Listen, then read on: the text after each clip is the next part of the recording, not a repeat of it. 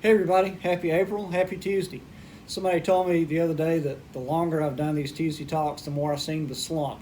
So I'm going to try to sit up a little straighter today. Of course, we're here the 1st of April now, and it's Child Abuse Prevention Month. Of course, every month of the year should be Child Abuse Prevention Month because the more that we can do to prevent child abuse, the greater strain we can take off Georgia's families and off our own workforce. But in terms of commemorating this month and focusing this month, just a couple of things for y'all to think about. Number one, the PCA Georgia, which is Prevent Child Abuse Georgia, has a helpline. It's PCA Georgia helpline, and we'll get that website on the video here, in which they have a map of different resources and a lot of information about what our folks can do to help prevent child abuse. There's also a 1-800 number, 1-800-CHILDREN. You can call that number to learn more about what we can do to stop child abuse in Georgia.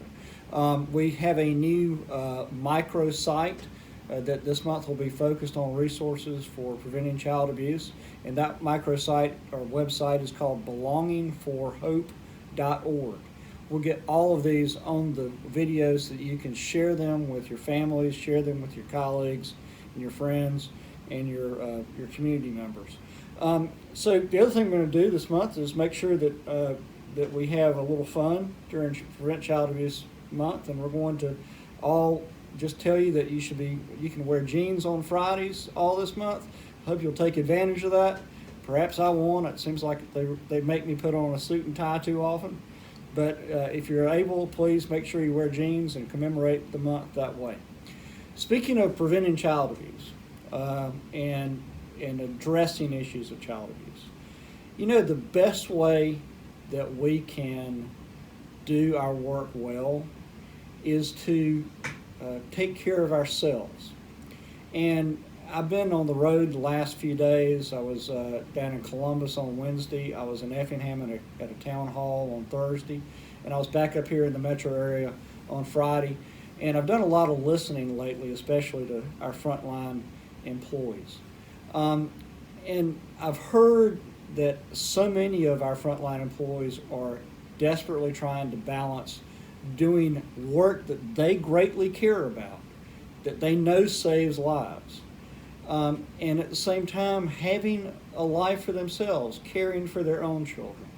You know, in our work, we emphasize that we need to engage with families. We need to help families and support families to accomplish what they want to accomplish and what they need to accomplish.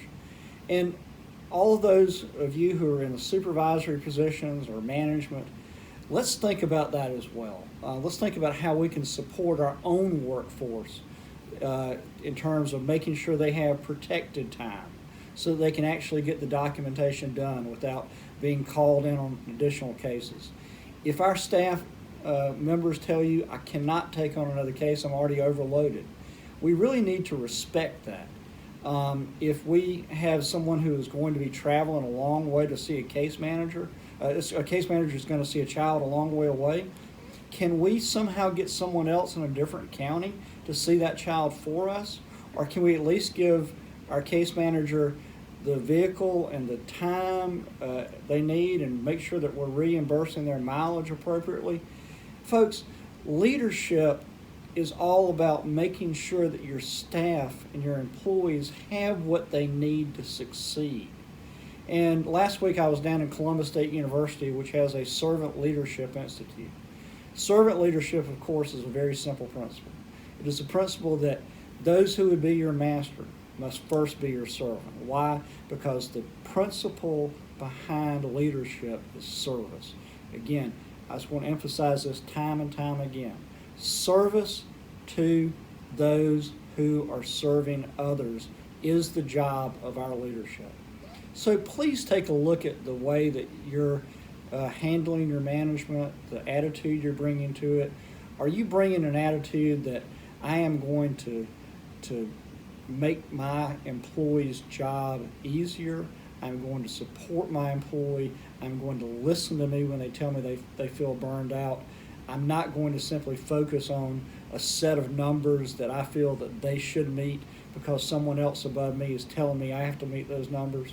We're really going to try a lot in the next few months to try to better balance the workload that we're giving to our frontline staff. Of course, that means, as I've said before, bringing in additional employees, hiring as quickly as we can, but it also means perhaps changing some of our standards a little bit so that we're still keeping children safe, of course, but that we're also making the work and the work targets things that are achievable. So again, it's the first of spring, everything's blooming.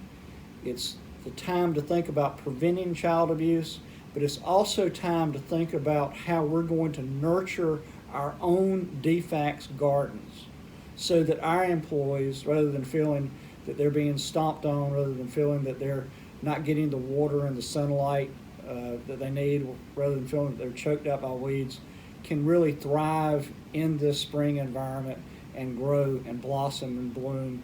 Because if they do, then the families of Georgia will do so as well. Thanks, y'all. Have a good April. See you soon.